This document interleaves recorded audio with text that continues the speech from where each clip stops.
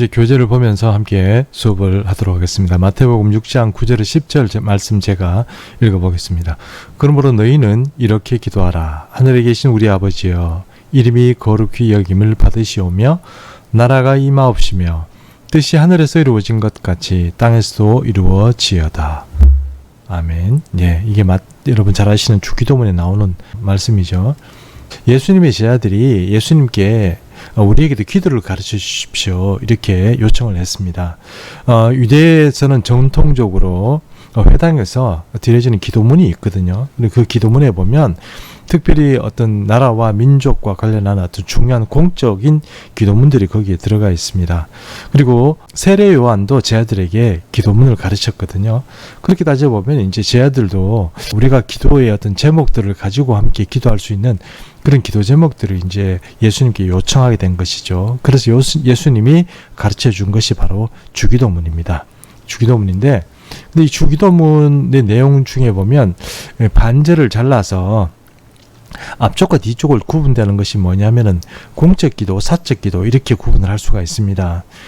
공적 기도라는 것은 뭐냐면 하나님과 또 국가와 또 국민과 어떤 민족을 위해서 기도하는 것이라고 할 수 있겠죠. 사적 기도라는 것은 어떤 일상의 필요나 어떤 그런 어떤 올바른 신앙생활 이런 것들을 가능하게 하는 그런 어떤 기도문으로 이렇게 구분이 되어 있을 것입니다. 공적 기도문 중에 과연 예수님이 제자들에게 가르쳐 주고 싶었고, 그리고 이렇게 기도하라고 했었던 그런 내용들이 무엇이냐 하면 여기 한번 보겠습니다. 그것이 뭐냐면 바로 여기 나오는 나라가 임하옵시며 하는 것입니다. 나라가 임하옵시며, 나라가 이 땅에 오는 것이죠. 이게 공적 기도 제목인데, 이거하고 관련해가지고 두 번째 뭐가 또 있냐면 뜻이 하늘에서 이루어진 것 같이 땅에서도 뜻이 이루어지게 해달라고 그렇게 요청을 하는 것입니다. 그래서 정리를 하면 공적 기도 제목의 첫 번째는 나라가 이 땅에 이루어지는 것, 그죠? 두 번째는 뭡니까? 이 나라가 하나님의 뜻에 따라서 통치되는 것. 이렇게 하나님 뜻이 이루어집니다. 지어다 이렇게 할 때 하나님의 통치가 이 땅에 임하는 것. 그렇게 정리할 수 있겠죠. 물론 여기서 하나님 나라가 임하시며 하는 이야기는 현재적인 임함도 있지만 사실 정말적으로 본다면 그것이 예수님께서 메시아로서 오셔서 다스리게 될 그 나라를 얘기하는 것이죠. 그래서 오늘 하나님의 구원 관련해 가지고 하나님 이게 목사님 왜 이런 주기도문 얘기가 나와를 먼저 하십니까 하면은 이 주기도문과 관련해서 우리의 구원이 굉장히 중요하게 연관이 되어 있기 때문에 그렇습니다. 결국 우리의 구원이라는 건 천국 이야기입니다. 근데 이 천국 이야기가 어떻게 구성되고 또 어떻게 우리가 천국에서 어떤 삶을 살게 되는지 하는 이야기를 이제 우리가 해야 되겠죠. 그것이 우리의 구원이니까요. 그런 구원들에 관한 이야기를 오늘 하게 될 것입니다. 그래서 오늘은 한 3가지 정도로 정리하려고 하는데요. 첫 번째는 하나님의 뜻입니다. 하나님의 뜻이 무엇인지 이것들을 명확하게 규정을 해야 되지 않겠습니까? 그래야 하나님 뜻이 무엇인지 알고 우리가 순종도 하고 기도도 하고 그렇게 할 거 아닙니까? 하나님 뜻이 이루어져야 되는데 그 뜻이 이루어지는 게 뭔지를 모른다. 이러면 사실은 주님께서 가르친 기도를 제대로 하는 게 아니겠죠. 네, 그런 것들을 한번 학습해 보도록 하고요. 두 번째, 하나님 나라의 정치 시스템입니다. 그럼 그 뜻이 이루어진다는 것이 어떤 거냐 하면 그것이 하나님의 통치와 관련되어 있습니다. 그러므로 하나님의 통치와 관련되어 있으니까 그것은 마땅히 하나님의 정치 시스템과 관련이 있겠죠. 그래서 하나님의 정치 시스템을 한번 연구를 해보고 생각해보는 시간을 가지고요. 그리고 그 세 번째는 그때 그 정치 시스템 안에서 움직이게 되는 우리, 즉 왕노릇 하게 되는 사람들, 여기에 대해서 어떤 사람이 왕노릇 하게 되고 그것이 어떤 의미인가 하는 것들을 살펴보는 것이 오늘의 학습 목표라고 할 수 있습니다.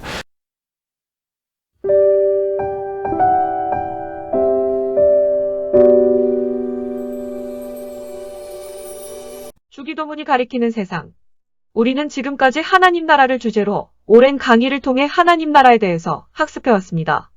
이제 창세기를 마지막으로 정리하면서 우리는 이제 성경이 말하는 하나님 나라에 관한 중요 개념을 주기도문의 두 주제를 통해 정리하려고 합니다. 그 두 주제는 아래와 같습니다. 룻 6장 10절. 나라가 임하시오며 뜻이 하늘에서 이루어진 것 같이 땅에서도 이루어지이다. 1. 아버지의 나라가 오는 것. 우선 우리는 하나님 나라가 현재 우리의 삶에 도래하도록 기도해야 합니다. 그러나 궁극적으로는 하나님 나라는 메시아가 다스리시는 궁극적 의미의 하나님 나라를 구해야 합니다. 지금까지 우리가 학습한 대부분의 내용이 바로 이 하나님 나라의 도래에 관해 학습한 것이라고 할 수 있습니다. 2. 아버지의 뜻이 이루어지는 것. 그러나 창세기 학습에서 더 중요하게 다룬 문제는 이 땅에 하나님 아버지의 뜻이 이루어지는 것에 주안점을 두었습니다. 우선 하늘에서 아버지의 뜻이 이루어진다는 의미가 무엇인지 다루어왔고, 이처럼 이 땅에서 아버지의 뜻이 이루어지는 것이 무엇인지도 학습하였습니다. 이제 보다 효과적인 학습을 위해 이 두 번째 주제인 아버지의 뜻이 이루어지게 하소서 라는 주제에 대해 살펴보도록 하겠습니다. 자, 이번에는 주기도문이 가르치는 세상이라는 주제를 가지고 한번 학습을 하도록 하겠습니다. 지금까지 우리가 이제 그 하나님 나라의 복음부터 시작해서 지금까지 계속 공부를 해오면서 그 한 60강 이상이 되는 그 공부, 거의 70강에 이르는 그런 공부의 마지막 과정이 아마 이 창세기 이제 오늘 수업이 아니겠습니까? 지금까지 우리가 해왔던 많은 이야기들의 이 정리판이 되겠죠. 그것이 뭐냐면 하나님의 나라죠. 우리가 이제 그 하나님 나라에 대해서 얘기하는 것 중에 가장 우리가 먼저 살펴봐야 될 게 있다면 바로 그것이 주기도문이라는 것입니다. 근데 주기도문에서 예수님의 첫 번째 공적인 기도의 제목이 뭐냐면 아버지 나라가 오게 하는 것입니다. 그러니까 이 땅에 아버지 나라가 아직 안 왔다는 것이죠. 오지 않았는데 그것을 오게 해달라는 것이 주님의 기도 제목입니다. 보통 이런 것들은 우리가 하나님 나라의 복음에서만 자주 다루었던 문제인데요. 여기 보면 현재 우리의 삶에 도래하도록 기도하는 것. 이것이 첫 번째 기도 제목이고요. 또 두 번째, 궁극적으로는 하나님 나라가 메시아가 다스리는 궁극적인 의미의 하나님 나라. 그러니까 정말 결정적으로 오는 완성된 하나님 나라를 구해라, 그렇게 살아라 하는 것이 바로 아버지 나라가 오게 하심이라는 그런 청원입니다. 그러니까 공적인 하나님 나라의 그 청원은 지금 이 땅에 하나님의 통치가 이루어지는 것, 그리고 궁극적으로는 메시아가 직접적인 통치를 이루어주는 완성된 하나님 나라가 이 땅에 오는 것, 이것이 예수 그리스도께서 하나님 나라를 청원하는 어떤 기도 제목, 공적 기도 제목이라 하는 것입니다.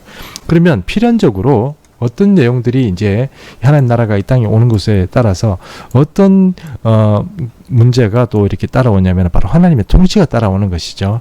하나님의 통치가 따라오는데 그 하나님의 통치에 대해서는 특별히 이사야 선지자를 통해서 우리가 자주 얘기했던 것처럼 거룩한 통치, 또 정의롭고 공의로운 통치에 대해서 자주 얘기했지 않습니까? 하나님께서 바라는 통치가 정의롭고 공의로운 통치고, 그리고 세상의 왕들, 그리고 어둠의 세상의 주관자들이 이 공의롭고 정의로운 통치를 하지 않는다는 것에 대해서 하나님께서 심판하시겠다고 하는 것 아닙니까? 그래서 아버지의 뜻이 이루어진다는 것의 의미는 뭐냐면 공의로운 하나님의 통치가 이 땅에 임하는 것입니다. 그래서 결국 얘기하면 이 공의로운 통치, 하나님의 뜻이 이루어진다는 공의로운 통치를 어떻게 할 것인가 하는 것이 바로 우리가 지금 생각해 봐야 될 문제입니다. 그러니까 어떻게 할 것인가 하는 것이죠. 결국은요, 이 아버지의 뜻이 이루어진 것, 이거를 여기 대해서 우리가 무엇을 물어봐야 되냐면 어떻게 하는 것을 물어봐야 되겠죠. 그 하나님 나라를 바로 하나님의 뜻이, 그러니까 하나님의 정의와 공의로운 통치가 이루어지게 하려면 어떻게 하시려고 하시는 겁니까? 하는 걸 물어봐야 되는 거죠. 그 밑에 있는 것이 바로 그런 의미에서 한번 우리가 살펴보자고 하는 하나님의 뜻, 그리스도 안에서의 통일입니다. 이것을 한번 살펴보도록 하겠습니다. 하나님의 뜻 그리스도 안에서의 통일. 뜻이 하늘에서 이루어진 것 같이. 시 136편 1절. 여호와께 감사하라, 그는 선하시며 그 인자하심이 영원하미로다. 신들 중에 뛰어난 하나님께 감사하라, 그 인자하심이 영원하미로다. 주들 중에 뛰어난 주께 감사하라, 그 인자하심이 영원하미로다. 골 한 장 16절. 만물이 그에게서 창조되되 하늘과 땅에서 보이는 것들과 보이지 않는 것들과 혹은 왕권들이나 주권들이나 통치자들이나 권세들이나 만물이 다 그로 말미암고 그를 위하여 창조되었고, 또한 그가 만물보다 먼저 계시고 만물이 그 안에 함께 섰느니라. 뜻이 땅에서도 이루어지이다. 앱 한 장 9절. 그 뜻의 비밀을 우리에게 알리신 것이요 그의 기뻐하심을 따라 그리스도 안에서 때가 찬 경륜을 위하여 예정하신 것이니 하늘에 있는 것이나 땅에 있는 것이 다 그리스도 안에서 통일되게 하려 하심이라. 결국 창세기를 통해 우리가 살펴볼 수 있는 이 세상의 결국은 하나님께서 하늘이 경영되는 방식과 같이 이 땅이 그리스도의 경륜에 의해 통치되는 것입니다. 이것을 사도 바울은 에베소서를 통해서 그리스도 안에서의 통일이라고 표현하고 있는 것입니다. 즉, 하늘이 하나님의 경륜에 의해서 온갖 영적 존재들이 자신의 직임으로 하늘의 세계를 다스리듯이 이 땅은 하나님이 원하시는 이 땅의 왕들에게 맡기는 것이 바로 하나님의 뜻이 통치됨을 의미합니다. 그렇다면 우리는 당연히 이런 질문을 할 수 있습니다. 도대체 전능하신 하나님께 왜 이런 내각이 필요하신 것일까요? 우리 생각으로는 하나님처럼 전능하신 분이라면 이런 내각이 필요 없는 것이 아닐까요? 전지전능하신 하나님이 구태여 이런 조직을 두고 우주를 경영하실 필요가 있었는지 의아합니다. 사실 이 문제에 대해서 우리가 쉽게 답하기는 어렵습니다. 지금 우리는 지금까지 잘 다루지도 않았고 그 존재조차 알 수 없었던 하늘나라의 내각을 얘기하고 있습니다. 그런데 그 심오하고 깊은 하나님의 뜻을 우리가 이해하기는 어렵습니다. 그래도 구태여 설명을 한다면 이런 하나님의 경륜 방식은 하나님의 속성 때문이라고 할 수 있을 것입니다. 그러나 다만 이런 결론을 도출할 수는 있습니다. 그것은 하나님께서는 온 세계, 하늘과 땅을 통치하실 때 특별한 회의와 합의의 과정을 거치신다는 사실입니다. 즉, 전능하신 하나님의 정치 방식은 신적 존재에 대한 일반적인 이해와 달리 독재를 통한 정치가 아니라 협의하고 상의하는 정치를 하신다는 사실을 알 수 있습니다. 이제 그래서 하나님의 뜻, 그리스도 안에서 통일이라는 문제를 한번 다뤄보겠습니다. 뜻이 하늘에서 이루어진 것 같이 라는 제목을 위해서 시편 136편 1절을 가져왔는데요. 한번 읽어보겠습니다. 여호와께 감사하라. 그는 선하심에 그 인자하심이 영원하미로다. 신들 중에 뛰어난 주께 감사하라. 그 인자하심이 영원하미로다.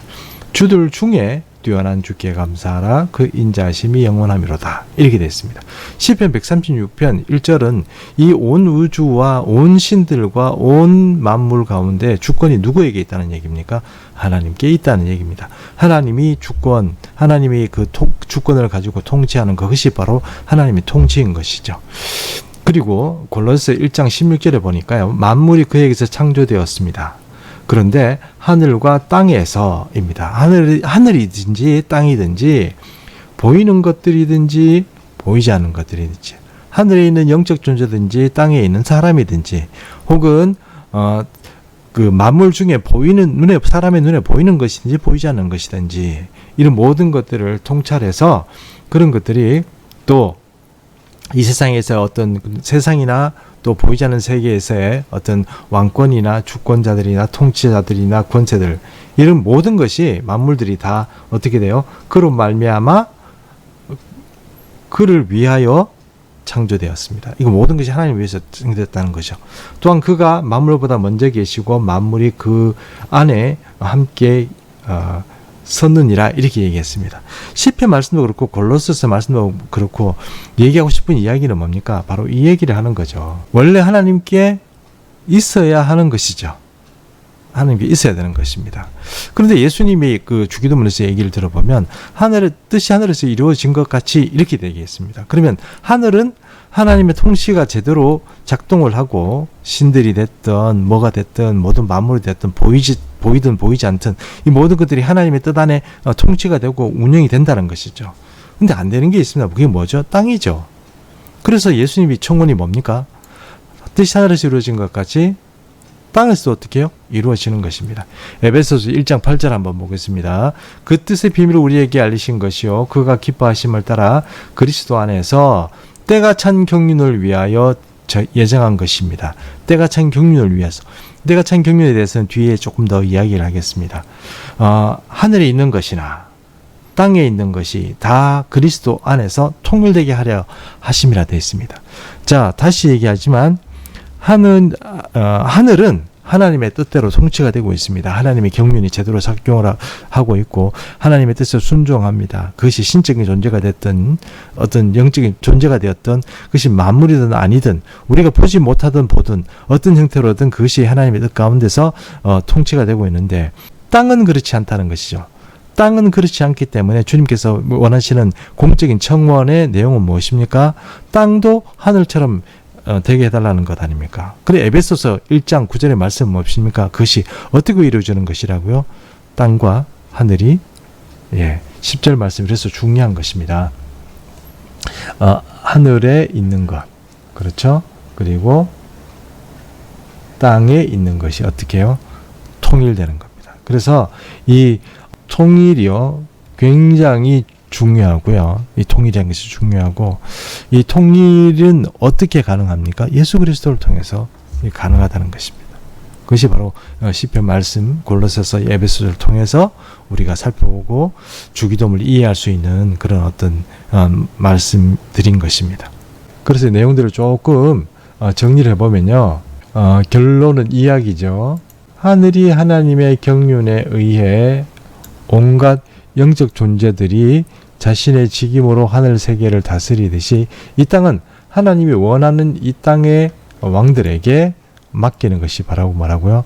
하나님이 원하는 통치를 뜻하는 것이요. 그렇다면 우리가 당연히 이런 질문을 할 수가 있죠. 도대체 전능하신 하나님께 왜 이런 내각이 필요하냐, 그러니까 통치 조직이 필요하냐 하는 것이죠. 그것은 우리가 지금까지 제가 몇 번 말씀드린 것처럼 알 수는 없지만 주님은 그것이 속성상 그렇게 통치하는 것이 하나님의 통치라는 것입니다. 결론적으로 얘기하면 이런 거죠.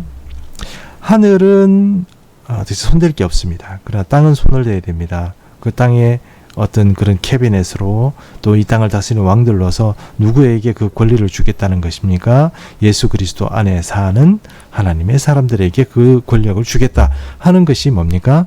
그것이 주기도문이 청원하는 내용입니다. 그러니까 하나님 나라가 오면 땅의 왕들이 이 땅을 다스리는 것, 하나님의 뜻대로, 그것이 바로 이 주기도문의 내용이기도 하고, 그리고 에베소서가 말하는 그리스도 안에서 통일이라는 것이 바로 그런 의미라 하는 것입니다. 때가 찬 경륜이라는 말도 참 중요하거든요. 그 말도 한번 더 살펴보도록 하겠습니다. 때가 찬 경륜. 이스라엘 사람의 회복. 롬 11장 25절. 형제들아 너희가 스스로 지혜 있다 하면서 이 신비를 너희가 모르기를 내가 원하지 아니하노니 이 신비는 이방인의 충만한 수가 들어오기까지 이스라엘의 더러는 우둔하게 된 것이라. 한세 사람의 창조.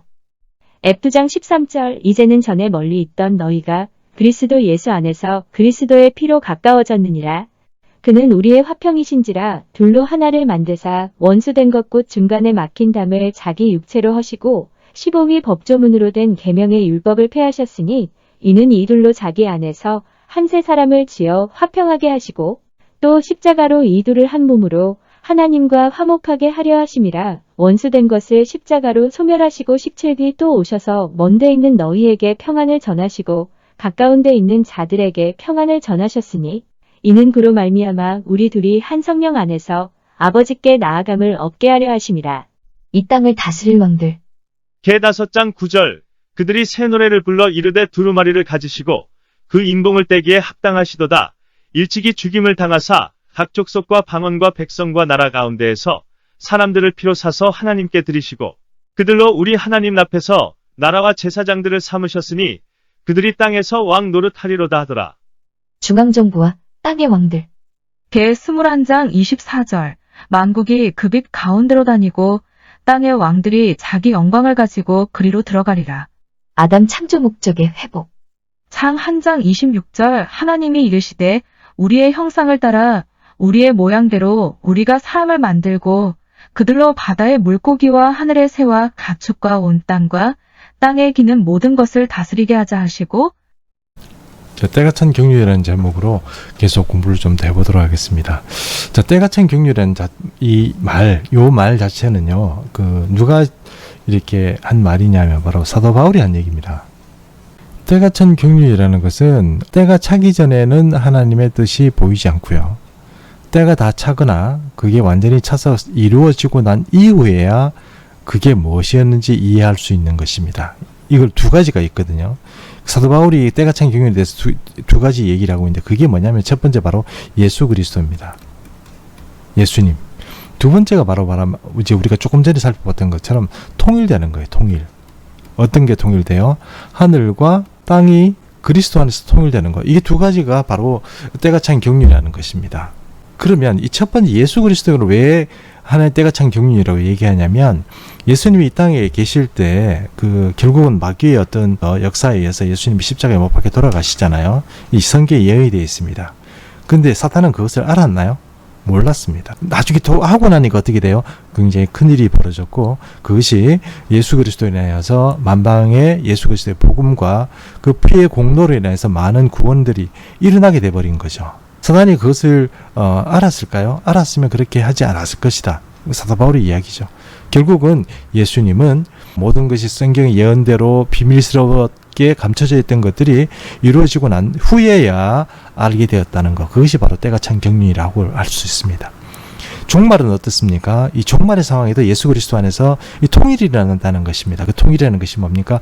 땅이 아직도 하나님의 뜻대로 통일되지 못했으니까 그 땅이 하나님께 통일되어 가는 방향으로 일이 진행이 되겠죠. 그러면 그게 바로 때가 차가면서 어떤 일들이 계속 이렇게 드러나지 않겠습니까? 건물이 지어지면 처음에는 그 모습들이 잘 몰랐는데 터가 이렇게 지하철을 파서 기초공사를 하고 그 위에 1층, 2층, 3층, 4층 이렇게 건물들을 지어가면서 이제 나중에 이제 거의 완성된 모습을 갖추다가 나중에는 뭡니까? 이 간판을 딱 드러내는데 무슨 빌딩 아니면 무슨 체육관 이렇게 무슨 교회 이렇게 간판을 내걸게 되면 아 이게 이런 건물이었구나 하고 나중에 알지 않습니까?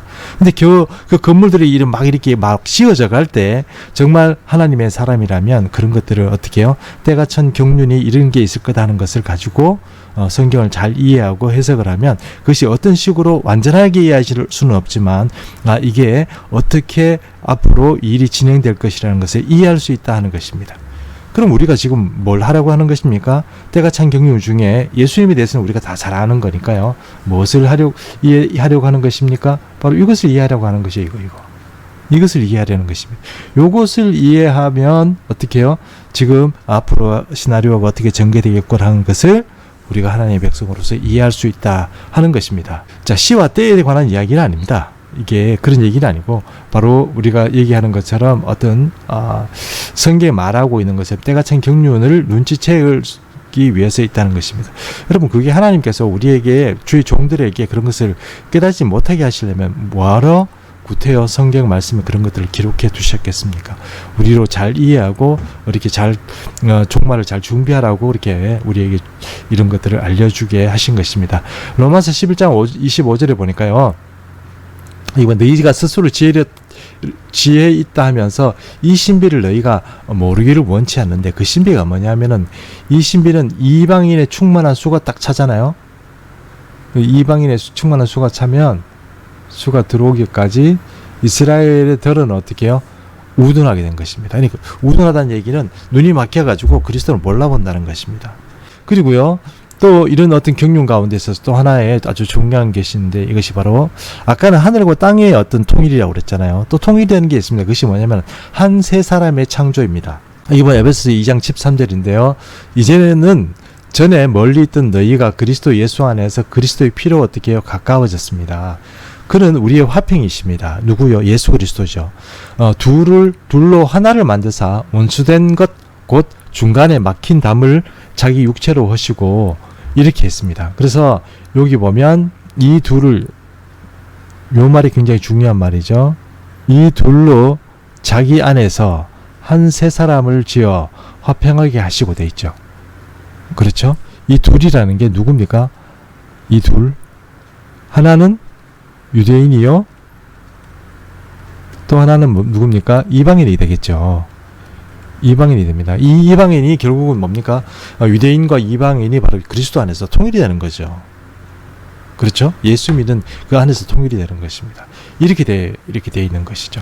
그래서 첫 번째 현상을 얘기한다면 이스라엘 사람들이 이제 때가 찬 경륜을 위해서 어리석게 있다가 숫자가 이방인이 충만한 수가 차고 나면 이 정도면 됐다 싶으면 어떻게 돼요?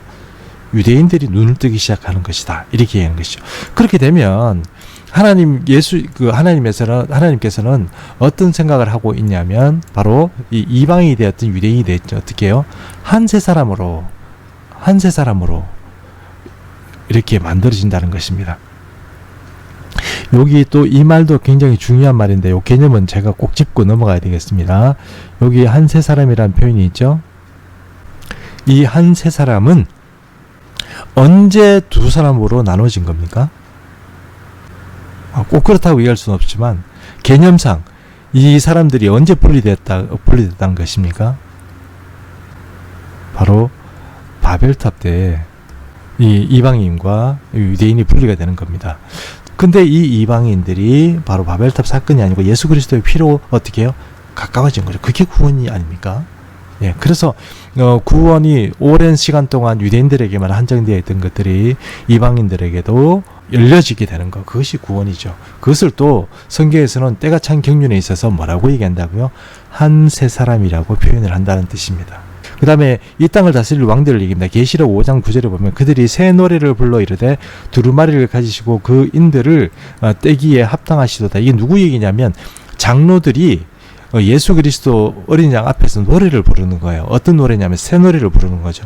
제가 새 노래라는 것이 말씀드렸지 않습니까? 새 노래는 1어가 틀린 겁니다. 1어가. 그러니까 1어라는 것은 무슨 얘기냐면 시대가 틀린 거죠. 이 세대, 다음 세대 이렇게 얘기하지 않습니까? 거기서 이 세대와 다음 세대 얘기할 때 새 노래라는 것은 다음 세대를 위한 노래 이렇게 생각하시면 되겠습니다. 어쨌든 이 새 노래가 이제 장로들이 부르는데 이 장로들이 새 노래를 부르면서 이 두루마리라고 그랬지 않습니까? 계시록 배워온 사람 제가 말씀드렸죠. 요한 계시록에 나오는 예수님이 어린 양의 그 두루마리라는 것은 그게 시방서입니다. 즉 종말의 세계를 하나님 나라를 어떻게 구축하고자 하는 어떤 그런 시방서가 거기에 나와 있는 거라고 제가 말씀드렸습니다. 그렇죠? 예. 그래서 그 시방서의 내용들을 가지고 그 인을 뗍니다. 떼면은 그 인의 내용들이 주로 어떤 것을 위한 내용이냐면 여기 보면 사람들을 피로 사는 내용들이죠. 피로 사서 하나님께 드리시고 이런 것이 구원에 관한 이야기고요. 그들로 그럼 이 피로 사서 하나님께 드린 그 이웃을 우리 하나님 앞에서 어떤 사람으로 만들어요? 여기 나라와 어떻게 해요? 제사장을 삼았죠. 그들이 어떻게 해요? 땅에서 어떤 뭡니까? 왕노릇 한다고 되어 있습니다. 땅에서 왕노릇 한다는 것이 무엇이죠? 땅의 왕들이란 뜻이 되겠죠. 네, 이런 것을 삼으려고 뭡니까? 장로들이 하는 이야기가 어린 양께서 두루마리를 가지시고 심판을 하시는데 그렇게 되면 사람들을 피를 사서 하나님께 드리시고 그렇죠. 그 백성들을 삼아주시고 그리고 그들로 우리 하나님 앞에서 나라와 제사장과 어떻게 해요? 땅의 왕들로 삼으시려고 그렇게 하시는군요 하는 겁니다. 그렇게 심판이라는 것은 땅의 왕들이 믿는 자들에게는 어떤 것이냐면 우리 예수 그리스도의 피로 속죄함을 받아 구원되는 것 그리고 바로 땅의 왕노릇 하는 자들로 그렇게 역할을 하게 되는 것. 이것이 바로 하나님의 통치로서 하늘의 통치와 땅의 통치가 어떻게 해요? 합해지는 것이죠. 그리고 여기 보면 중앙정부와 땅의 왕들이라는 그 제목으로 계시록 21장 24절 되는데 중앙정부란 말은 사실 없습니다. 그렇지만 메시아께서 다스리는 그 나라라고 할 수 있죠. 그날 그 정부를 말하는 거죠. 그럼 땅의 왕들이라는 건 제가 앞에서 우리가 살펴본 이런 사람들입니다. 여호와의 기업을 물려받을 사람들, 하나님의 양자된 사람들, 이런 사람들이 바로 하나님의 기업을 물려받아 이 땅을 다스리게 되는 것이죠. 그 사람들이 다스리는 것이 주님의 뜻이고 그것이 하나님의 통치인 거죠. 자, 그렇게 되는 겁니다. 그렇게 되면 그때 그 빛 가운데 다니고 땅의 왕들이 자기 영광을 가지고 어떻게 해요? 그리로 이렇게 됐습니다. 그리로가 뭡니까? 바로 중앙정부가 있는 그런 곳으로 들어가리라 이렇게 얘기하는 것이죠. 그래서 아담 창조 목적의 회복이 되는 것이죠. 창세기 1장 26절의 말씀인 것처럼 우리의 형상을 따라 우리의 모양대로 우리가 사람을 만들고 그들로 바다의 물고기와 하늘의 새와 가축과 온 땅과 땅에 기는 모든 것을 어떻게 해요? 다스리게 하자 하시고 하는 것. 이 땅에 만유를 다스릴 수 있는 그런 회복의 그런 권세들이 회복된다 하는 것입니다. 자, 때가 찬 경륜은 아주 중요한 개념입니다. 만약에 사람들이 저에게 당신이 어떻게 해서 이런 성경의 말씀에 대해서 그렇게 막 말을 합니까? 이렇게 얘기를 한다면 저는 당연히 이렇게 얘기할 수 있습니다. 세상을 읽을 수 있기 때문이죠. 어떻게 해요? 때가 찬 경륜이 있는 거죠. 때가 지금 차고 있으니까 그것이 성경의 말씀대로 이어진 대로 생각대로 지금 구축이 되어가고 있는 겁니다. 그것을 보는 것이죠. 그래서 그에 대해서 말할 수 있는 것입니다. 물론 여기에는 하나님의 특별한 신령한 은혜와 인사이트가 있어야 됩니다. 없으면서 어두워서 못 보죠. 유대인들이 지금도 예수 그리스도를 메시아로 받아들이지 못하는 것처럼 못 봅니다. 그런데 하나님께서 어떤 영안을 조금씩 열어주시고 지혜를 주시고 이렇게 하면 그런 것들이 바로 보이기 시작하는 것이죠. 때가 찬 경륜은 이 세상을 하나님의 말씀대로 어떻게 진행되고 있는지 그 리딩, 그러니까 이해하고 읽을 수 있는 사람이라면 그렇게 어려운 문제가 아니라고 할 수 있는 것입니다.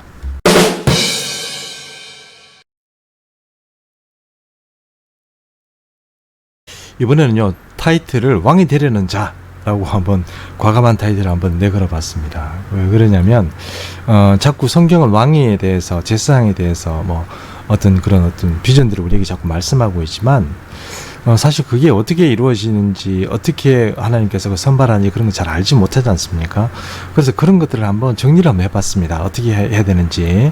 그래서 성경 전체적으로 많이 소개하고 있지만 그럼에도 불구하고 저는 한 3가지 정도로 좀 짧게 한번 정리를 해봤습니다. 첫 번째는 뭐냐면은 산상수훈의 마지막 말씀에 이런 말씀 나오잖아요.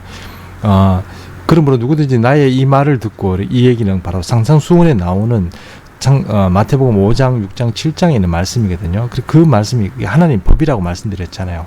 하나님 나라의 법, 이 법이라고 말씀드렸지 않습니까? 그러니까 그것이 권고나 교훈이 아니라고 말씀드렸죠.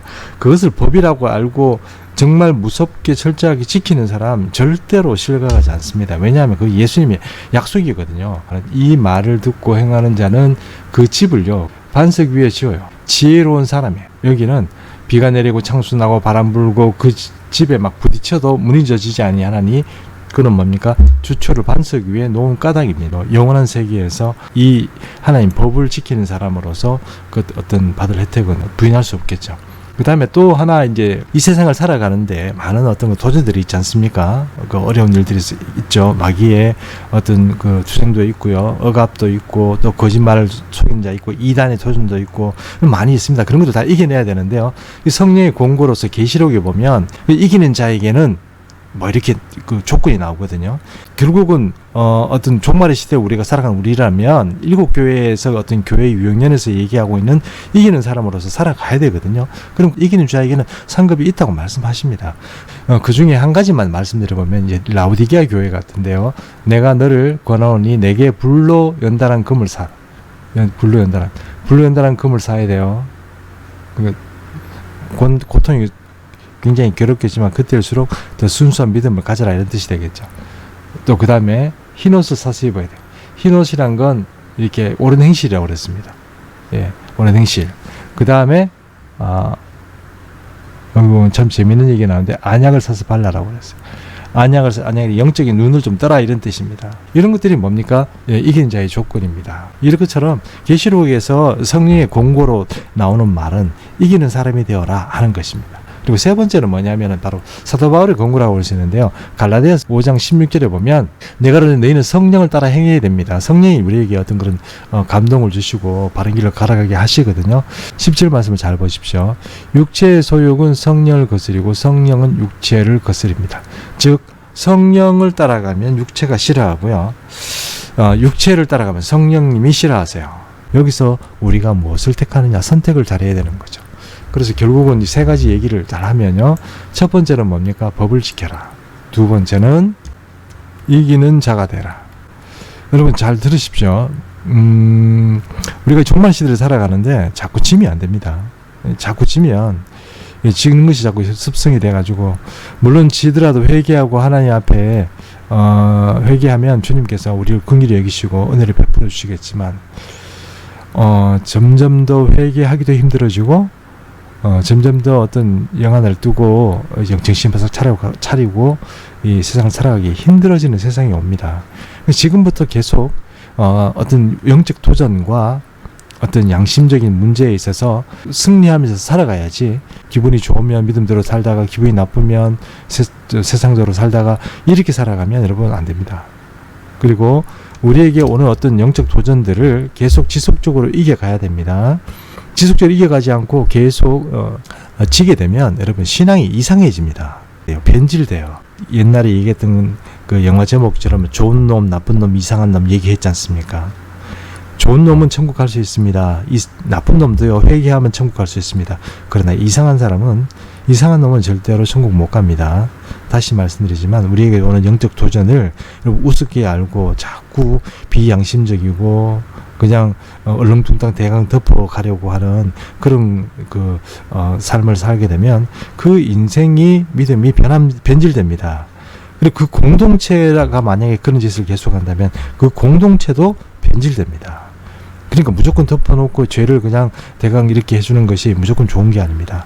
칼같이 잘라야 될 것은 잘라야 되고 용서할 것은 용서해야 되고 회개할 것은 회개해야 되는데 용서도 안 되고 회개도 안 했는데 무조건 덮어주고 무조건 인간적으로 뭐 좋다 이렇게 하면 그 공동체는 반드시 변질되고 반드시 부정부패하고 거기에 이상한 짓을 하는 사람들이 반드시 있게 됩니다. 그렇게 되면 이기기 힘듭니다.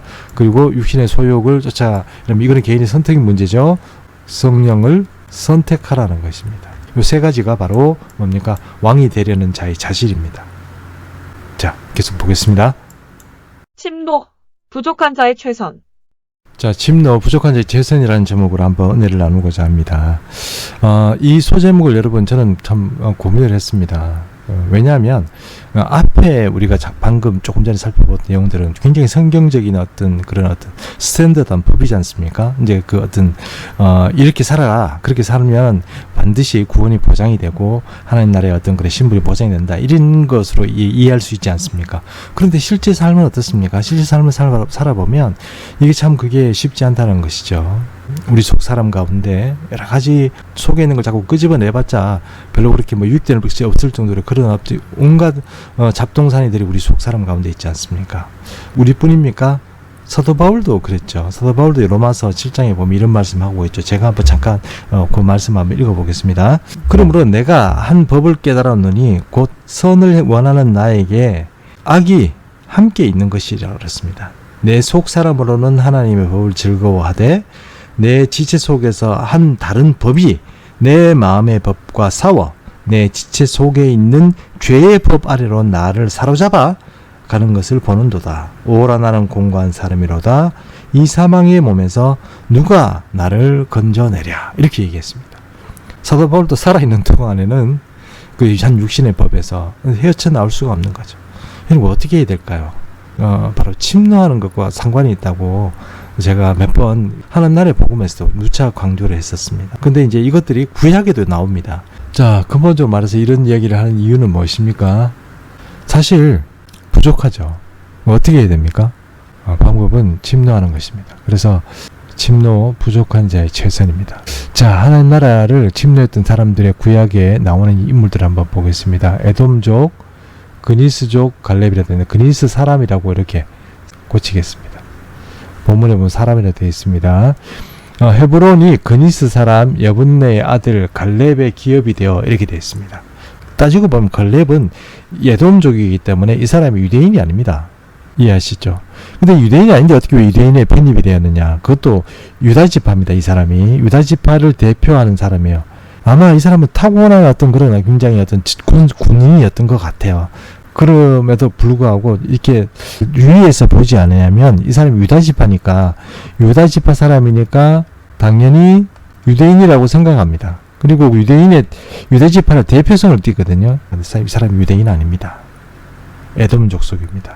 에돔 족속, 여러분 야곱과 에서 그러니까 그 에서의 후손 아닙니까? 사이가 좋습니까? 사이 좋지 않습니다. 근데 역사적으로 왜 이 사람이 이 에돔족이었던 사람이 이렇게 출애굽 전쟁에 있어서 중요한 인물이 되는지는 사실 아무도 모릅니다. 역사적으로 잘 이렇게 나타나지 않습니다. 그런데 어떻게 하나님 나라의 백성으로서 그 계보에 들어오게 되었을까요? 정확하지는 않지만 이 사람도 이스라엘 민족, 그러니까 하나님의 백성의 하나님을 잘 알고 또 하나님을 위해서 살았던 그런 하나님 나라를 침노한 그 백성 중에 하나라고 할 수 있습니다.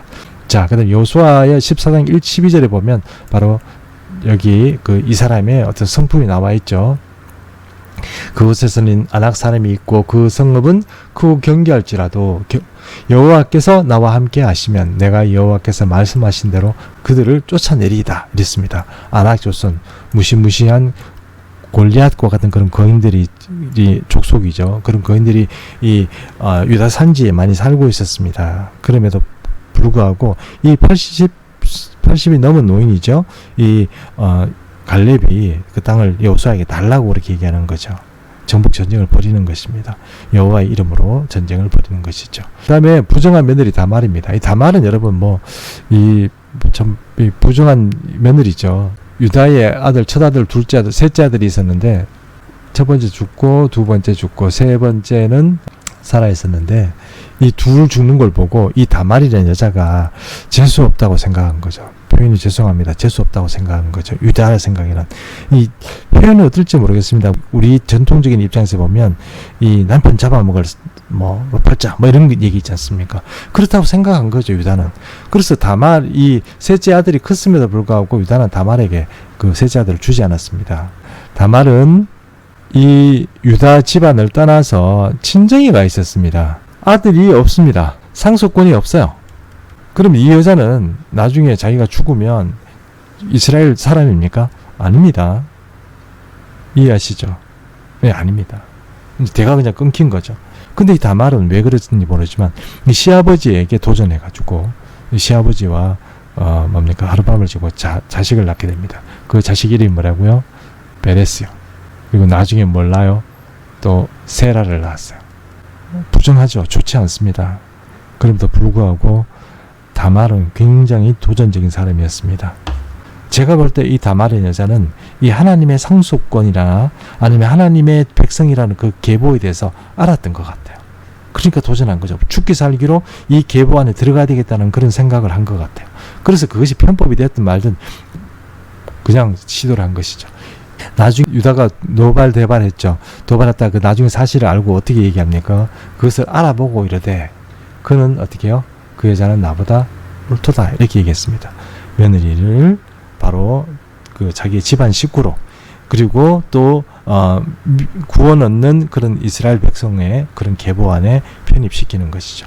마태복음 1장 5절에 보면 살몬은 라합에게서 보아스를 낳고 그러다 했습니까? 라합이라는 인물은 어떤 인물입니까? 우리가 듣자 그 마음이 녹았고 너희로 말미암아 이거 여호수아 때 정복전쟁이었는데 여관을 하던 라합이 이 두 사람을 이렇게 숨겨주고 또 도망가게 하고 우리를 살려달라고 얘기하는 거 아닙니까? 이 여자가 얘기하는 걸 잘 들어보십시오. 너희 하나님 여호와는 위로 하늘에서도 아래로 땅에서도 하나님이시라 이렇게 얘기합니다. 이런 얘기 고백하기 쉽지 않거든요. 왜냐하면 그때 당시에도 그 땅에 다 그 섬기는 신들이 있었고 이 여자는 왜 그런지 모르지만 이 여자는 바로 이스라엘 백성들이 그렇다는 것을 알았습니다. 그래서 뭐라고 얘기냐면 이렇게 얘기를 하는 거죠. 하나님의 이름으로 우리를 구원해내라 이런 얘기를 하는 겁니다. 그래서 이 라합이라는 여자가 기생의 출신임에도 불구하고 하나님 나라의 백성으로 편입된 것이죠. 또 모압 여인 룻 이야기는 이게 참 정말 굉장히 중요한 이야기입니다. 모압이라는 것 저는 굉장히 이스라엘 백성들이 싫어합니다. 롯의 딸들이 아버지와 합방해서 모압과 암몬을 낳는 거 아닙니까? 출신 자체를 그렇게 좋지 않게 보는 것이죠. 그런데 그뿐만 아니고 이게 출애굽할 때 모압이 이제 그 길을 방해를 합니다. 그래서 저주를 내리게 하고 막 그렇게 하거든요. 그래서 이 이스라엘 백성들은 모압인은 무슨 수를 써더라도 절대로 이스라엘 공동체에 받아들이지 않습니다. 이스라엘 장자 총회에 받아들이지 않습니다. 즉 이 말은 무슨 말이냐면 다른 이방인이 혹 이주인으로 계산을 하겠다고 그 다음에 여호와를 믿겠다고 하고 그 다음에 그렇게 이제 어떤 그 유대의 정결 규례를 지키고 이렇게 하면 어떤 일정 기간을 두고 유대인으로 인정을 하는 그런 관습이 있습니다. 그것이 있었고 또 한때는 어떤 시대에 보면 그 유대인들을 만들기 위해서 랍비들이 많이 어떤 노력을 많이 했던 것으로 역사적으로 나타납니다. 그러나 단 안 되는 족속이 있습니다. 누구냐? 모압입니다. 모압은 절대로 안 됩니다. 근데 그 모압 중에 이 룻이란 여인이요. 바로 이 가장 중요한 유다 지파의 왕권의 계보에 들어갑니다. 그러니까 이 모압 여인 룻도 굉장히 중요한 여자거든요. 이 여자 얘기를 잘 들어보십시오. 룻이 이르되 내가 어머니를 떠나며 어머니를 따르지 말고 돌아가라 강권하지 마옵소서. 어머니께서 가시는 곳에 나도 가고 어머니께서 머무시는 곳에서 나도 머무겠나이다. 이렇게 됐고요. 아주 중요한 얘기를 또 하는데요. 이것이 어머니의 백성이 나의 백성이 된다. 이게 뭡니까? 내가 유대인 되겠다는 이 말이 아닙니까? 아시겠죠? 이거 그냥 앞에 하는 말이나 그냥 비슷한 말이라고 생각하시면 안 돼요. 나는 유대인이 되겠다는 뜻이에요. 근데 총회에서는 어떻게 해요? 안 된다고 얘기하는데도 그것도 여자 신분에서 여자가 되겠다, 자기가 하겠다는 거 아니에요. 난 어머니 따라가고 이제 그 유대인이 되겠습니다. 그리고 뭡니까? 어머님이 하나님이 뭐가 돼요? 나의 하나님이 되는 거예요. 나의 하나님. 이거 중요하죠. 아, 목사님 이게 뭐 그렇게 자꾸 강조해서 얘기하십니까? 아니요. 룻기라는 것이 여러분 굉장히 중요합니다. 자, 룻기 이야기를 조금 하는 게 좋을 것 같아요. 여기서 룻기 얘기를 조금만 더 하겠습니다. 룻이라는 이방인입니다.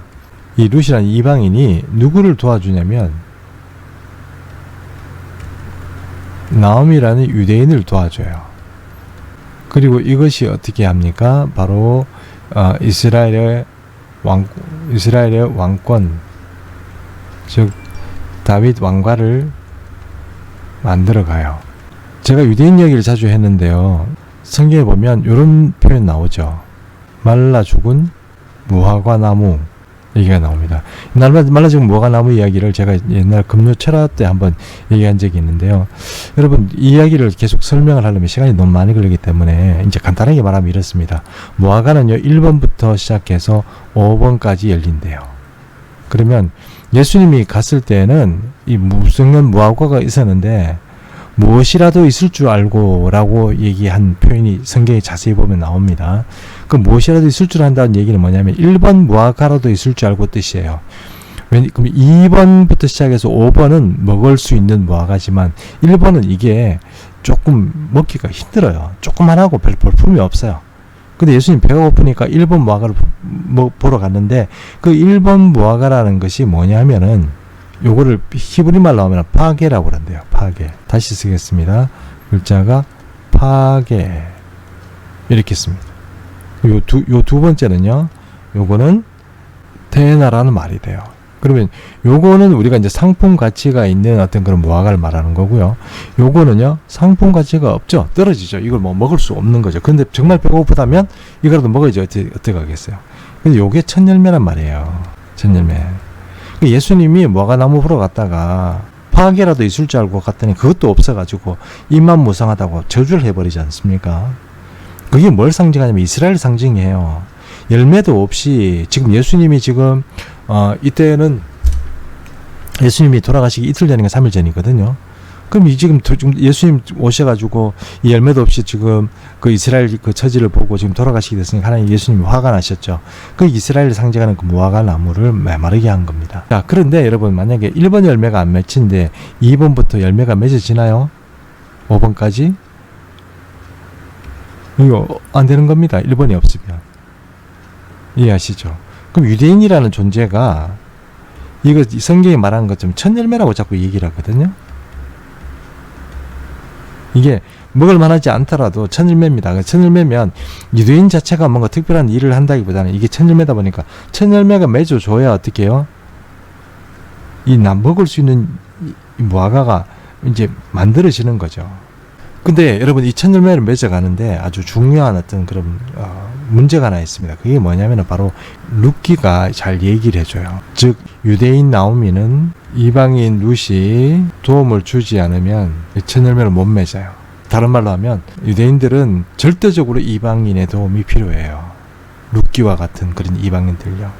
제가 저번에 그 스타벅스에서 예수님 만난 얘기 말씀드렸잖아요. 유대인들은 누가 도와줘야 돼요. 그래야 첫 열매가 맺고요.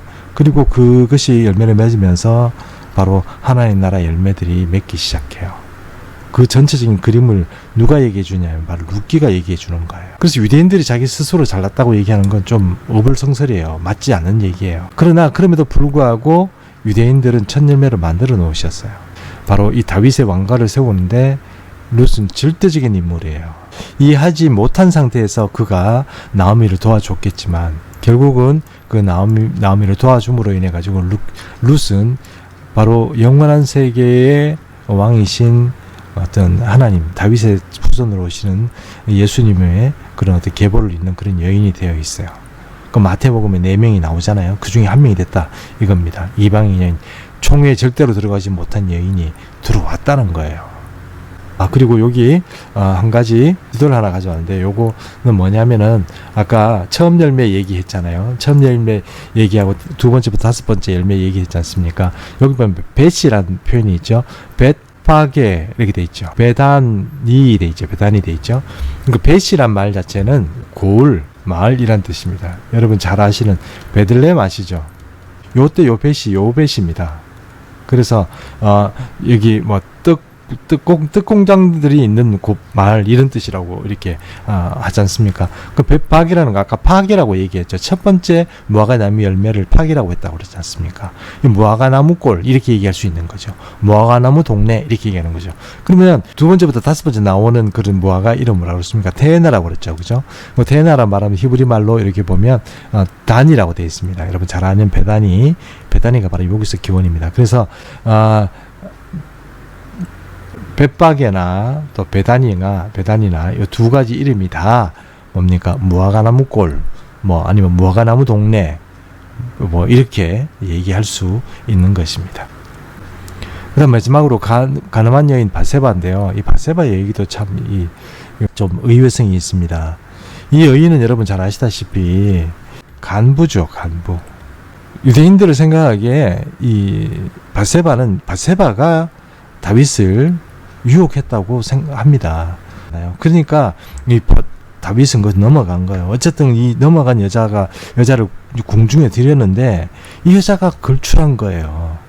어떻게 하냐면 여러분 그 궁중에 여인들이 얼마나 많았겠어요. 왕비, 후궁, 첩 그리고 뭐 얼마나 뭐 있겠죠. 이런 사람들이 많이 있음에도 불구하고 이걸 다 무시해버리고 바세바가 중전마마가 돼요. 보통 인물 아닙니다. 그리고 또 이해하지 못한 부분은 바로 이 다윗의 어떤 태도입니다. 다윗이 어떻게 이 간부인 여자의 후손을 그 솔로몬이지 않습니까? 솔로몬을 왕으로 삼으려고 했는지는 잘 모르겠습니다. 무슨 생각으로 했는지 모르지만 어쨌든 다윗이 그런 결심을 하게 된 것에는 모르긴 해도 바세바의 입김이 굉장히 작용하지 않았는가 그렇게 역사학자들은 얘기를 합니다.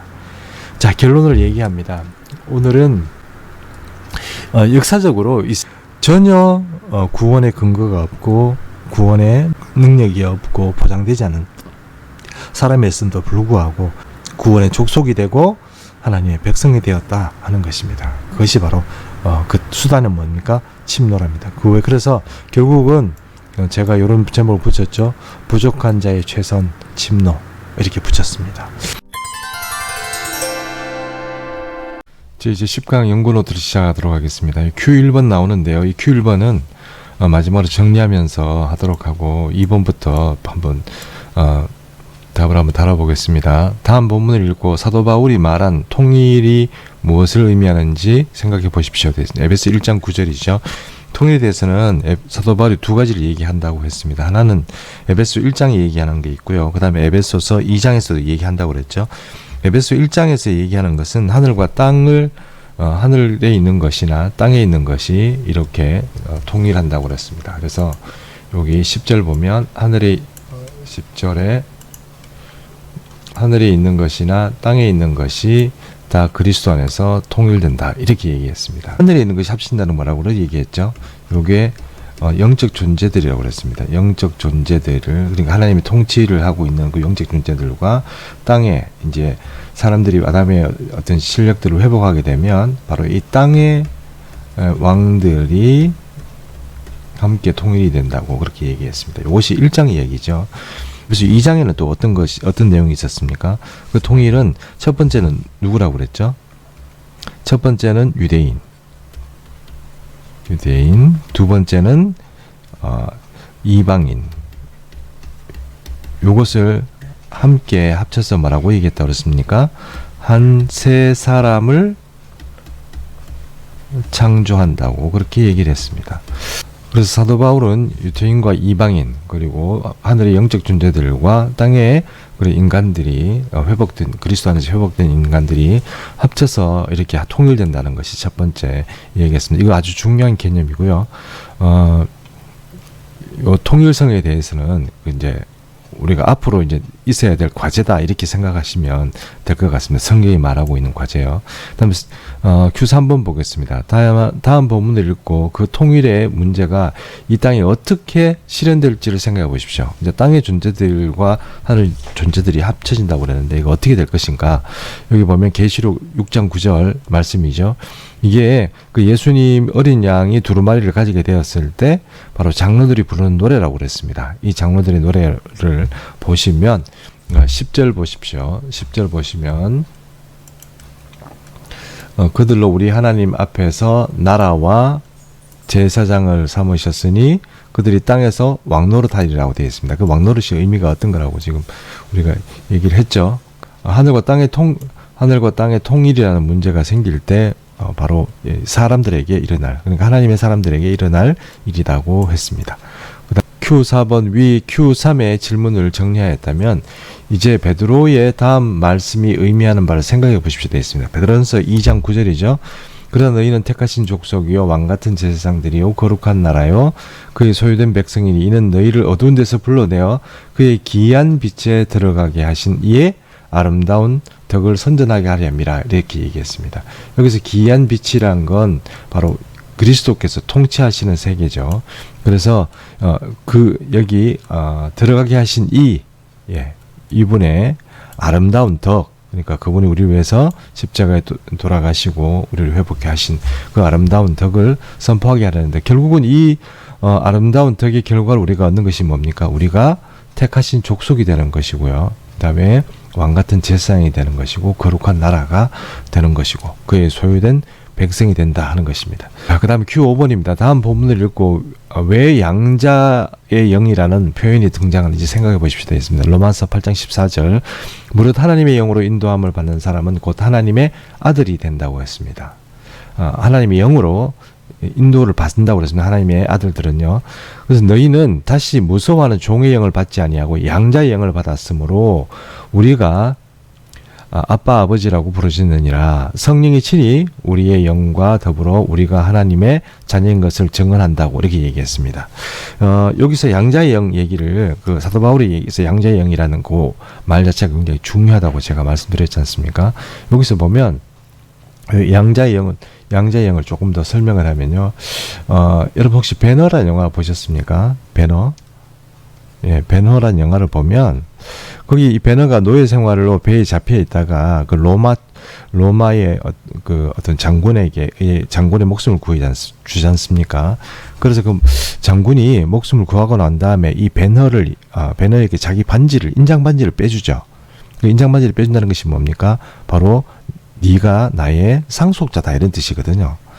그럼 우리가 생각하기에는 보통 그 일반적으로 생각하면 자기가 가지고 있는 지위나 재산을 자기의 아들에게 이렇게 물려주는 게 또 바른 것이라고 생각하지만 로마 시대는 꼭 그렇지도 않았던 것 같습니다. 그래서 로마 시대는 좀 똑똑하고 이렇게 잘난 사람이 있으면 걔를 양자로 삼는 거죠.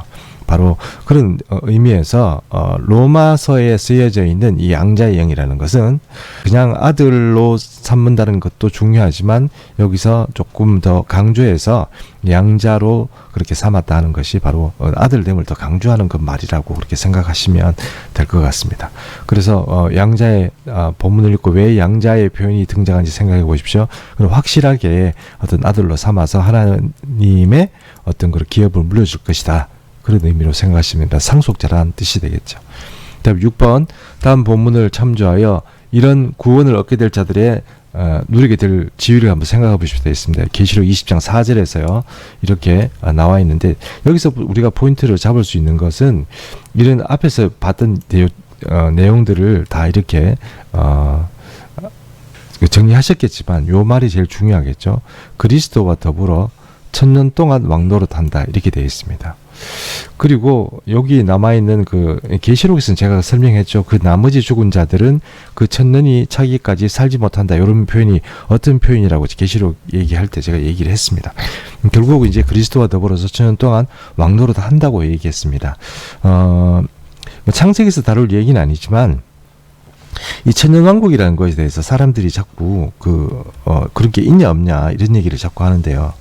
이거 제가 우리가 하나님 나라의 복음부터 시작해서 지금까지 강의를 쭉 이렇게 해온 결과 이 성경을 그대로 주의한 것이 맞다고 그러면 천년왕국 반드시 있습니다. 천년왕국이라고 나오지는 않지만 천년 동안 왕노릇 한다는 말이 그러면 왕이 되어서 천년 동안 다스린다는 뜻이지 그게 다른 말이겠습니까? 그래서 천년왕국이란 말은 있습니다. 또 여기 보면 거기에 앉은 자들이 있습니다. 앉은 자들에게 천년 왕노릇 한다는 것 자체가 심판하는 권세를 가진다는 뜻이 돼요. 심판하는 권세를. 자, 이 왕노릇 하는 사람들은 잘 보십시오. 이게 어떤 사람이냐 신분이 이렇게 나오죠. 여기 보면 이 첫째 부활에 참여하는 사람이다 이렇게 보시면 되는 겁니다. 첫째 부활에 참여하는 사람이라고 되어 있고요. 그 다음에 이 첫째 부활에 참여하는 자들은 복이 있는데요. 그게 뭐냐면은 이 둘째 사망. 둘째 사망이 그들을 다스리는 권세가 없다고 되어 있습니다. 둘째 사망이 없다는 거죠. 둘째 사망에 대해서는 제가 요한계시록에서 조금 더 설명을 했기 때문에 뭐 그렇게 여기서 다시 설명하지는 않겠습니다만 성경은 영원한 죽음을 둘째 사망이라고 하는 곳에 두는 것이죠. 심판을 받아서 이 둘째 사망에 들어가게 되면 영원히 죽는 것입니다. 영원히 죽는 것이 영원히 존재가 없어진다 이런 뜻이 아니고 영원한 풀무불에 들어간다는 뜻이 되는 것이죠. 그 다음에 7번 한번 보겠습니다. 다음에 본문을 참조한다면 이런 왕권은 언제까지 지속되며 영원한 세계에서 어떤 대우를 받습니까? 이렇게 되는데 계시록 22장 6절 5절에 보면 여기 보면 세 세트로 왕노릇 한다고 되어 있습니다. 그러니까 그게 영원히 간다는 뜻이 되겠죠. 그 다음에 만고의 빛 가운데로 다니니 땅의 왕들이 자기 영광을 가지고 그리로 들어가리라 이렇게 됐습니다. 그리로라는 것이 자체가 새 예루살렘이라고 그랬습니다. 그래서 새 예루살렘에 하나님이 계신 곳에 마음대로 출입할 수 있다 하는 것입니다. 누가요? 땅의 왕들이 라고 되어 있습니다. 그러면 결론적으로 얘기하면 이런 뜻이 되겠죠. 우리가 땅에 어떤 그 왕노릇 한다고 되어 있으면 이 세상을 주님으로부터 위임받아서 그 대리권을 가지고 이 땅을 다스리는 존재가 되는 것이 바로 이 첫째 부활에 참여한 사람이 되는 것입니다. 아담이 다스리는 권세를 회복한 것이 되는 것이죠. 자, 마지막 문제네요. 8강 그렇다면 소위 휴거는 어떤 사람에게 해당되는 이야기로 이해해야 합니까? 되는데 휴거는 여러분 성경이 말하는 것처럼 있습니다. 본인들이 이해가 안 된다고 해서 없다고 얘기하시면 안 돼요. 그러니까 휴거가 없다고 얘기하면 성경이 안 맞아요. 휴거가 있어야 성경이 맞습니다. 그러니까 어떤 개인의 소견이나 어떤 의견들을 피력하고 아무리 훌륭한 학자라고 하더라도 성경과 위배된 얘기를 하는 것은 그게 맞지 않는 얘기입니다. 자, 마태복음 24장 40절 보니까 그때 두 사람이 밭에 있음에 한 사람은 데려가고 한 사람은 버려둠을 당할 것이요. 두 여자가 맷돌질을 하고 있음에 한 사람은 데려가고 한 사람은 버려둠을 당할 것이라 이렇게 되어 있습니다. 굉장히 양분된 세계가 있는 것이죠. 자, 보겠습니다. 자, 1번이라는 사람이 있고 2번이라는 사람이 있습니다. 이렇게 1번이라는 사람과 2번 사람이 이렇게 쭉 갈라지는데요. 1번이라는 사람은 우리가 말한 휴거가 되는 것이죠. 2번이라는 사람은 이 버려둠을 당하는 겁니다. 그러면 이 버려둠을 당한 거를 우리는 지금까지 어떻게 생각했냐면 이걸 지옥 간다고 생각했어요. 지옥 간다고. 근데 그런 의미는 아닙니다. 그러니까 천년왕국이라는 그 세계에서 우리가 이렇게 살펴보는 어떤 세계에서는 단 이 그룹이 어떤 식으로 갈라지느냐 하면 이쪽은 뭡니까? 예, 왕노릇 하는 거죠. 이쪽은요, 다스림을 받는 존재입니다. 천국과 지옥의 문제는 그 이후에 벌어집니다. 데려감을 당한 휴거된 사람들은 다시 천년왕국 동안 왕노릇하고 내려오는 것이고요. 나머지 사람들이 이 땅에 남아있는 겁니다. 지금까지 우리가 살고 있는 세계와 별로 그렇게 차이가 없는 세계라고 할 수 있습니다. 물론 환경은요 굉장히 나빠집니다. 자, 여기까지 하고요. 이제 마지막으로 1번을 가지고 한번 우리가 정리를 하는 겸 이렇게 한번 살펴보도록 하겠습니다.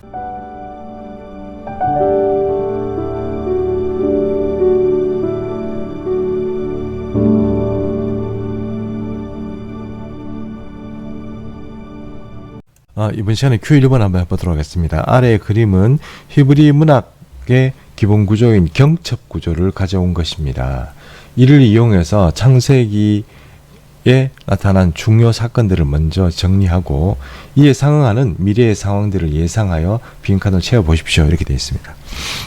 이번 시간이 좀 특별한 시간입니다. 왜냐하면 이 경첩 구조를 가지고 어떤 성경의 전체적인 사건들을 이렇게 나열하는 건 참 드문 일이거든요. 근데 저는 충분히 이렇게 설명을 할 수 있다고 생각을 합니다. 그래서 여러분 한번 지금까지 지내왔던 창세기 사건들을 정리해 보면서 그것이 앞으로 어떤 식으로 또 이렇게 전개가 될 것인가 하는 것들을 한번 예상해 보는 그런 시간을 갖도록 하겠습니다.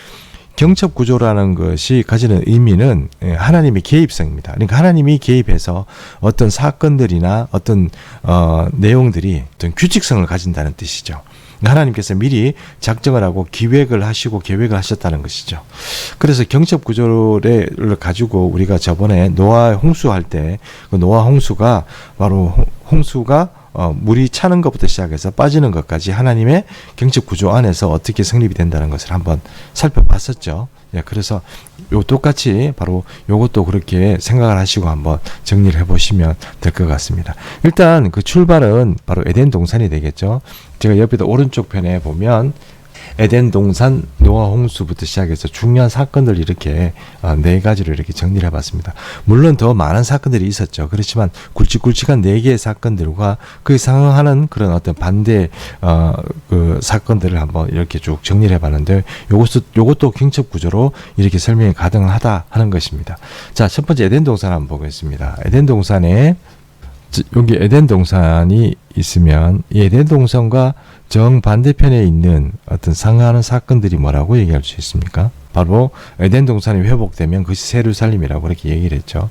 그 다음에 노아 홍수 한번 볼까요?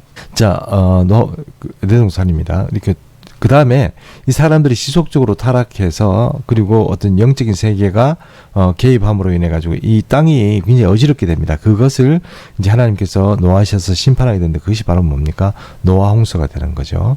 오른쪽에 기재해 두었습니다. 노아 홍수가 되는 것이죠. 그럼 그 노아 홍수의 그 정반대 면에 있는 것이 무엇입니까? 여호와의 날이 되는 거죠. 홍수의 이것이 심판이었듯이 이 홍수라는 사건 자체가 심판이었듯이 여호와의 날도 어떻습니까? 여호와의 날도 바로 심판의 날이죠. 그래서 심판입니다. 이것이 심판합니다. 이게 정반대의 측면에서 있습니다. 그러면 노아 홍수 요렇게 되는 요 순간에까지 있었던 이 사건들이 여기서 보면 이 여호와의 날 이후로 보면 성경적으로 보면 이것이 어떤 날입니까? 바로 이렇게 보시면 되죠. 천왕국이 여호와의 날 이후에 이렇게 전개가 됩니다. 그 다음에 바벨탑 사건이 생깁니다. 바벨탑 사건은 여기서 바로 인류가 이방인과 유대인으로 갈라진다고 그랬죠. 물론 이것이 유대인이 이때 선정됐다는 뜻은 아닌데 하나님께서 한 가지 분깃을 정했다고 그러지 않습니까? 그 분깃이 뭐라고요? 이스라엘이라고 그렇게 성경이 말씀하고 있다고 했지 않습니까? 그럼 여기에 보면 그 반대되는 그 사건들은 뭐라고 얘기할 수 있을까요? 여기 사건은요. 이것은 바로 여러분 조금 전에 우리가 배웠던 한 세 사람으로 통합되는 것이죠. 바벨탑으로 있어서 분리되었던 이방인과 선택받은 하나님의 백성의 그 개념들이 한 세 사람으로 어떻게 해요? 새로운 사람인데 하나로 이렇게 통합이 된다고 그렇게 말씀드렸습니다. 그래서 이것이 정반대 개념이죠. 그다음에 D번 한번 보겠습니다. 바로 아브라함을 택하는 것이죠. 그 아브라함은 모든 족속의 그 믿음의 후손의 아버지가 되는 것이죠. 그렇지 않습니까? 하나님께서 창세기 12장에 보면 그렇게 만들어졌죠. 그러면 그 정반대에 있는 그러니까 하나님께서 회복하는 어떤 그런 개념에 보면 바로 여기서 보면 뭡니까? 이 믿음으로 그러니까 믿음으로 구원받는 시스템이죠. 요때는 이스라엘이 중요하죠. 그렇죠? 여기는 어떻습니까? 이방인이 중요하죠. 그래서 근데 이 이방인의 수가 다 차게 되면 어떻게 돼요? 한 세 사람으로 다시 회복되는 그런 역사가 된다 하는 것입니다. 바로 이런 어떤 분기점, 경첩의 꼭대기에 뭐가 있냐면 바로 이 역사적 예수가 있습니다. 역사적 예수는 어떤 의미입니까? 이 땅에 오셔서 실제로 이 땅에 살았던 예수님을 말하는 것이죠. 예수님이 죽었다 살았다 이런 뜻이 아니고 이 역사적 예수라는 예수님이 이 땅에 있었던 그것을 분기점으로 해서 이 경제 구조가 이렇게 구축이 된다 하는 것입니다. 근데 역사적 예수님이 이 땅에 오셔서 하는 얘기가 있죠. 지금부터 천국은 어떻게 해요? 침노하는 자의 것이다 이렇게 얘기하잖아요. 그렇죠? 세례 요한의 때부터 천국은 침노한 자들의 것이라고 얘기하죠. 그래서 이방인들이 믿음으로 침노하게 되면 하나님의 백성이 되는 시대가 온 것입니다. 자, 이것이 바로 하나님의 구원에 대한 어떤 큰 시나리오이자 빅픽처, 빅픽처 큰 그림이라고 하기는 곤란하겠지만 그래도 성경적으로 보면 하나님께서 굉장히 이런 식으로 경첩 구조로 이렇게 하나님의 계획을 설명할 수 있다 하는 것입니다. 그럼 곧바로 이제 마지막으로 정리를 좀 해보겠습니다.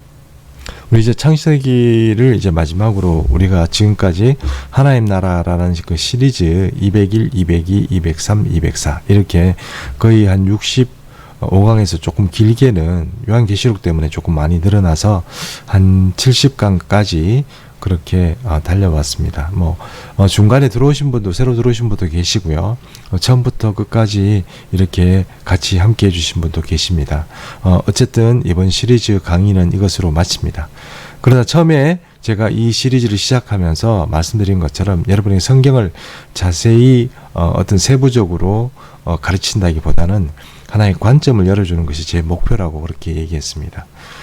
여러분 만약에 제 이야기를 잘 듣고 따라왔다면 여러분이 이전에 누구에게 성경을 배우는 것보다 훨씬 더 관점이나 통찰력 같은 것들은 이제 생겼지 않을까 생각을 합니다. 더 할 얘기는 많지만 이 정도에서 아쉽지만 이제 수업을 끝을 내야 될 것 같습니다. 이제부터는 여러분들이 성경을 읽고 또 말씀을 듣고 또 설교를 듣고 한 교회에서 어떤 듣는 정보보다 이제는 이 세상이 점점 더 어려워졌어요. 온갖 이야기를 다 듣게 됩니다. 그때마다 여러분 그것 때문에 그런 얘기 듣고 이게 맞나 안 맞나 그런 고민할 필요가 이제 없을 것 같습니다. 왜냐하면 제가 말씀드린 이런 구조를 잘 가지고 어떤 세상을 보면 세상이 이렇게 가고 있구나 하는 것을 전체적으로 판단을 하시면 됩니다. 곁다리에 벌어지는 여러 가지 잔 사건들이야 역사적으로 이렇게도 일어나고 저렇게도 일어나고 그렇게 일어나겠지만 사실은 이제 성경이 말하고 있고 제시하고 있는 하나님의 플랜은 바로 이런 플랜입니다. 방금 우리가 봤던 경적 구조와 같은 플랜입니다. 이게 어떻게 흘러가느냐 하는 것이 중요하고요. 그동안에 다루었던 그 많은 얘기를 가슴에 담아 두시면 앞으로 어떤 얘기를 듣든지 간에 그것이 그럴 수 있겠구나 하는 것을 이해할 수 있고 또 어떤 통찰할 수 있을 것이라고 생각합니다. 그러나 그 무엇을 알고 있다는 것보다는 하나님의 백성으로서 지금부터 이 땅에서 하나님 나라의 사람으로 살아가는 게 훨씬 더 중요합니다. 그것이 안 된다면 사실은 여러분 우리가 이렇게 성경 공부를 했다고 해서 그것이 여러분에게 구원을 가져다 주는 것은 아니기 때문입니다. 지금까지 함께 해주신 여러분께 감사드립니다. 그동안 수고하셨습니다. 감사합니다. 샬롬.